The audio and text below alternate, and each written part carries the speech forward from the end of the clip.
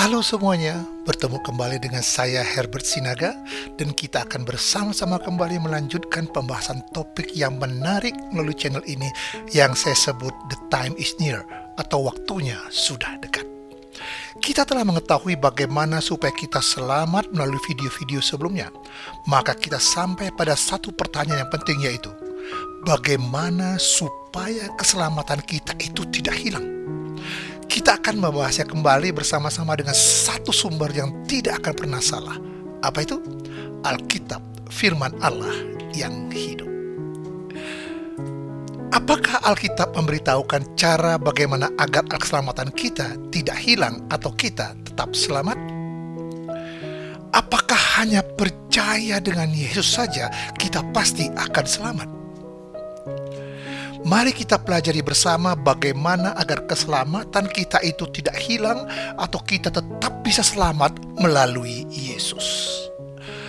Pada pelajaran sebelumnya, kita mengetahui bahwa bila mana kita menerima Yesus, maka kita akan dinyatakan benar dan dosa kita diampuni. Bila mana kita sudah percaya dan menerima Yesus dan kita melakukan dosa kembali, apakah Yesus akan kembali mengampuni kita? Satu pertanyaan yang luar biasa ini. 1 Yohanes 1 ayat 19. Jika kita mengaku dosa kita, maka Ia adalah setia dan adil, sehingga Ia akan mengampuni segala dosa kita dan menyucikan kita dari segala kejahatan. Jadi kita dapat selalu percaya kepada Tuhan untuk mengampuni kita lagi bila kita benar-benar menyesal dan mengakui dosa-dosa kita itu. Nah, satu pertanyaan lagi muncul. Apakah kita tetap akan diselamatkan dengan bagaimanapun cara hidup kita?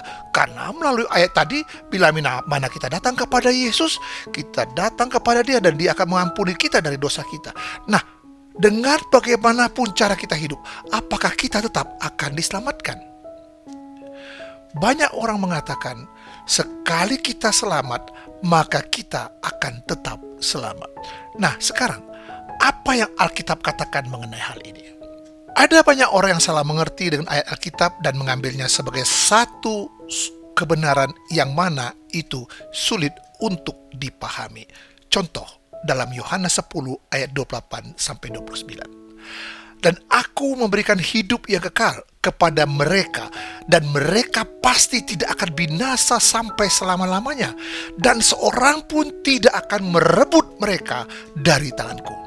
Bapakku yang memberikan mereka kepadaku lebih besar daripada siapapun, dan seorang pun tidak dapat merebut mereka dari tangan Bapa.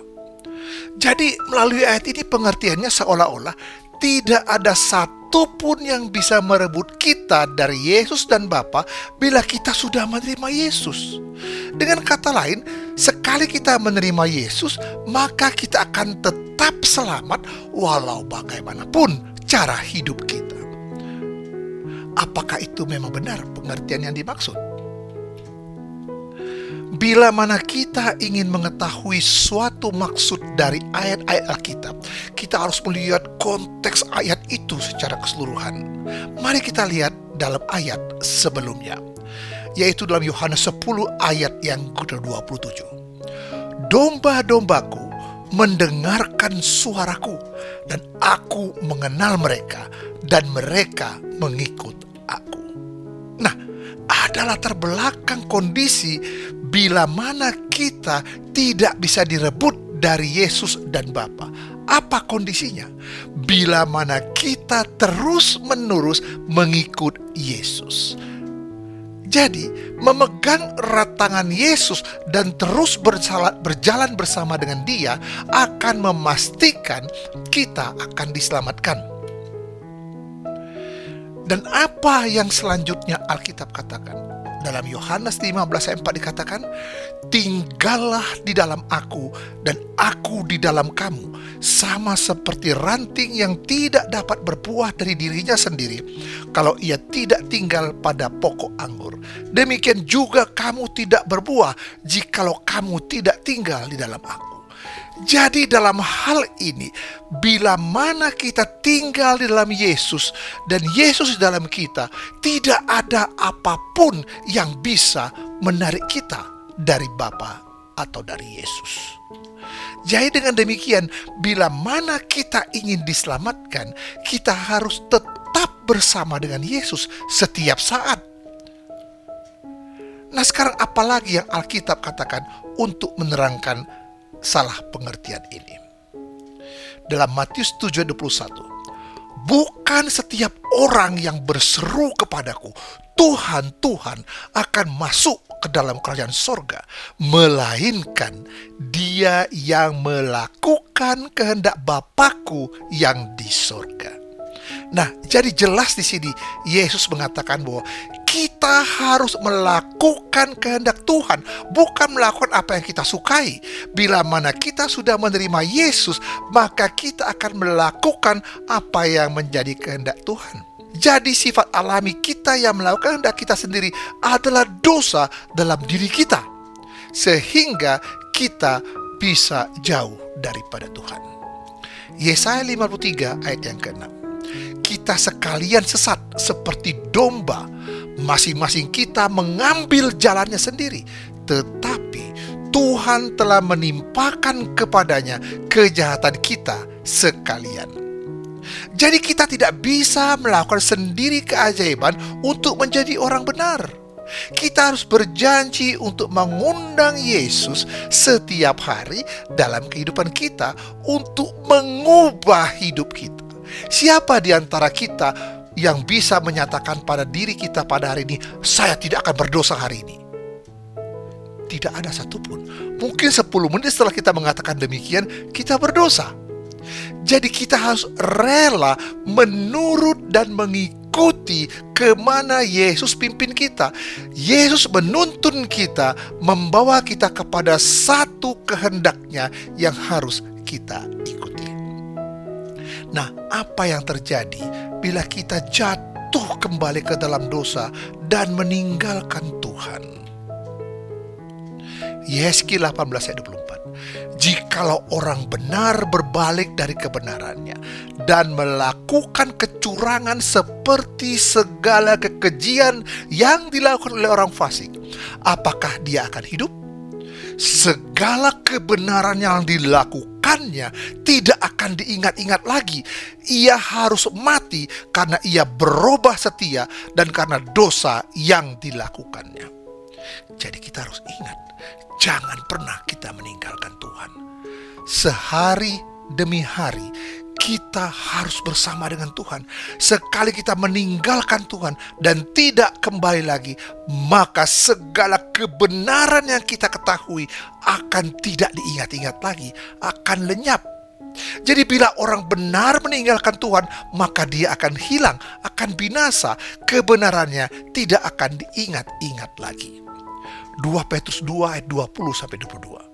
Sebab jika mereka oleh pengenalan mereka akan Tuhan dan Juru Selamat kita, Yesus Kristus, telah melepaskan diri dari kecemaran-kecemaran dunia, tetapi terlibat lagi di dalamnya, maka akhirnya keadaan mereka lebih buruk daripada yang semula. Dan dikatakan lagi, karena itu bagi mereka adalah lebih baik jika mereka tidak pernah mengenal jalan kebenaran daripada mengenalnya, tetapi kemudian berbalik dari perintah kudus yang disampaikan kepada mereka. Bagi mereka apa yang dikatakan peribahasa yang benar ini, anjing kembali lagi ke muntahnya, dan babi yang mandi kembali lagi ke kubangannya. Jadi melihat hal ini semua, bagaimana supaya kita tidak hilang atau binasa atau dihapus dari buku kehidupan kita yang telah dicatat oleh Tuhan. 1 Korintus 15 ayat 2. Oleh Injil itu kamu diselamatkan, asal kamu teguh berpegang kepadanya, seperti yang telah kuberitakan kepadamu, kecuali kalau kamu telah sia-sia saja menjadi percaya. Bagi mereka yang telah menerima kebenaran Tuhan, akan tetap bisa diselamatkan bila mana mereka mengingat dan melakukan firman Tuhan. Wahyu 3:5. Barang siapa menang, ia akan dikenakan pakaian putih yang demikian. Aku tidak akan menghapus namanya dari kitab kehidupan, melainkan aku akan mengaku namanya di hadapan Bapakku dan di hadapan para malaikatnya. Bagi mereka yang tetap bertahan, yang setia, maka namanya tidak akan dihapus dari buku kehidupan. Jadi bila mana kita telah mengenal Yesus dan mengikuti kehendaknya dan setia kepadanya dan bertahan sampai akhir, maka nama kita tidak akan dihapus dari buku kehidupan.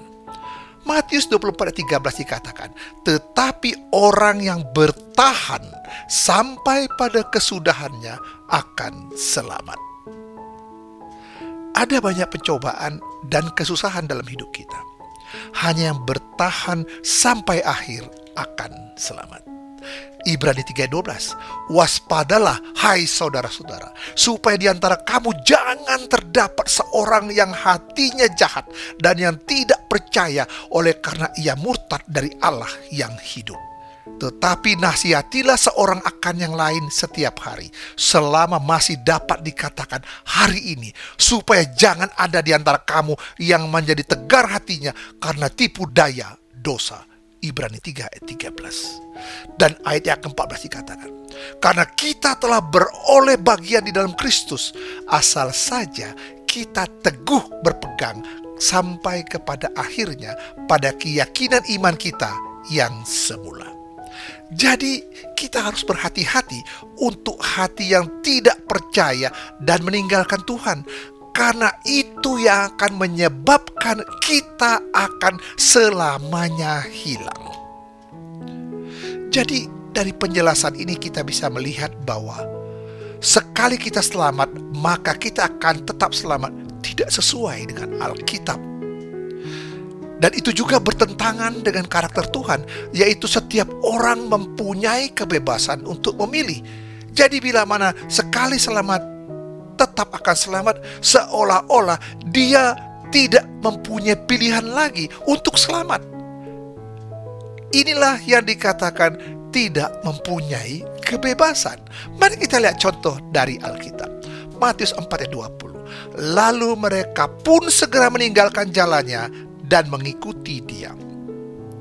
Petrus dan saudaranya Andreas mengikut Yesus atas keinginan mereka sendiri. Setelah mereka dipanggil Yesus, mereka meninggalkan jalannya dan mengikut Yesus. Yohanes 13:30. Yudas menerima roti itu lalu segera pergi. Pada waktu itu hari sudah malam. Kita bisa melihat di sini, Yudas bersama-sama dengan Yesus selama 3,5 tahun. Dan dia mengikut kemana Yesus pergi. Tetapi pada akhirnya dia meninggalkan Yesus sewaktu dia mengkhianatinya. Dan itu adalah pilihannya. Yudas pun meninggalkan Yesus atas pilihan dan keputusannya sendiri. Jadi itu dikatakan Yohanes 6:66. Mulai dari waktu itu banyak murid-muridnya mengundurkan diri dan tidak lagi mengikut dia. Jadi sewaktu Yesus memberikan satu pelajaran kepada murid-muridnya, ada beberapa murid-muridnya yang tidak paham dan bahkan mereka tidak mengerti, bahkan meninggalkan Yesus dan mengundurkan diri dan tidak mau mengikuti dia lagi. Apa yang terjadi? Mereka akan hilang. Jadi sebagian besar atau sebagian murid-murid Yesus pun meninggalkan dia dengan keinginan mereka sendiri, walaupun mereka telah mengikuti Yesus beberapa tahun. Jadi ini adalah satu pilihan. Jadi apa akibatnya bila kita berpegang pada sekali selamat, tetap selamat? Kita akan kehilangan keselamatan kita karena kita salah memegang jaminan. Karena kenapa? Alkitab mengatakan bahwa kita harus hidup bersama dengan Yesus setiap saat sampai dia datang yang kedua kali.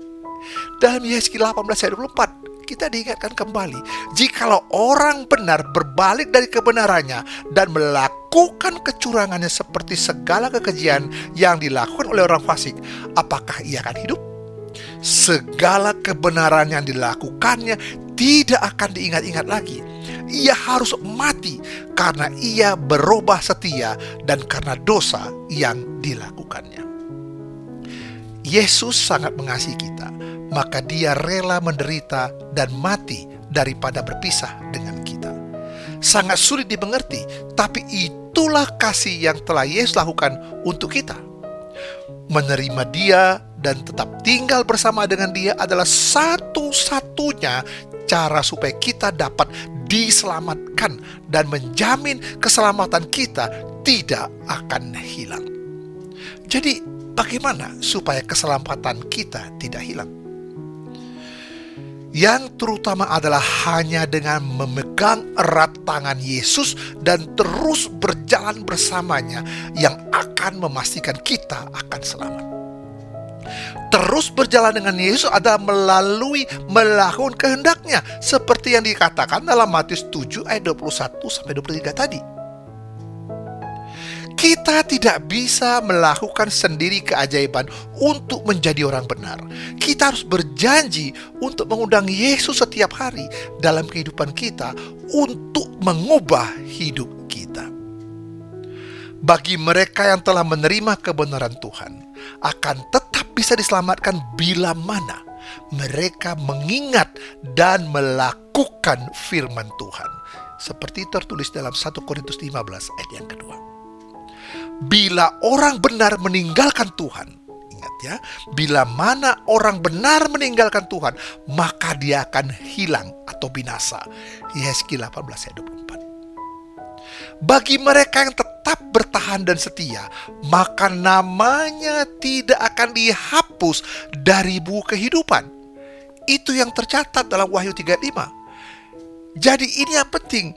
Jadi bila mana kita banyak pencobaan yang kita hadapi, kesusahan yang kita hadapi setiap hari, hanya bertahan bersama dengan Yesus sampai akhir, kita akan selamat. Jadi ajaran sekali kita selamat, maka kita akan selamat. Ajaran ini tidak sesuai dengan Alkitab. Dan untuk itu, ajaran itu juga bertentangan dengan karakter Tuhan, yang mana Tuhan memberikan kebebasan.